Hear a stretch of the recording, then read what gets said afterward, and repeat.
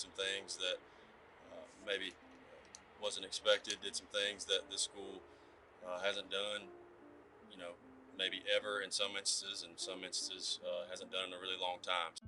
And he's been there through it all. Dillon Barrett stepped on the field as a player about 14 years ago, finishing his senior season in 2010 at quarterback, where he racked in over 2,000 all-purpose yards. I had a great time going to school here.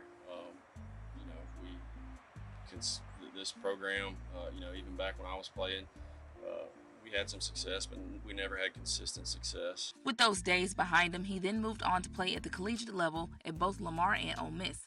But once finishing college, he couldn't stay away from Grant High School too long. He became an assistant coach with the Cougars in 2017. Always want to see your alma mater, you know, be successful. You know, being off at college and playing,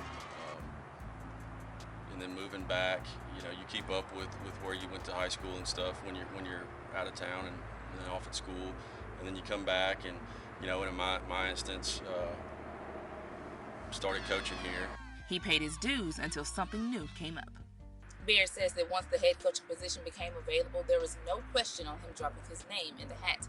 Now, after his first year and helping lead this team to a historic season, there's no ceiling to this program's success for years to come.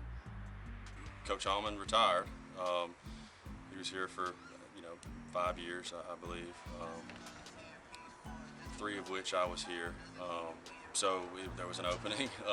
You know, I thought it was best fit that, you know, that I kind of transitioned in that role. You know, it wasn't anything, like I said, nobody really knew what was going to happen, what was going to take place, but I think it was good. And it was. The Cougars were on a roll, winning their first 3 contests before losing their last 3 in the regular season. Unfortunately, due to COVID, they were out 2 games but landed a playoff spot at home, the first time in school history. The year as a whole was a success in my book and in our players' eyes, and we did a lot of things that I'm proud of and that our players are proud of and that we can build on going into next year.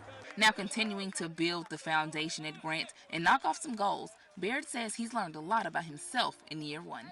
Patience is a big thing. You know, you want to jump in and you want to have all this success, and you want to do all of these things right away.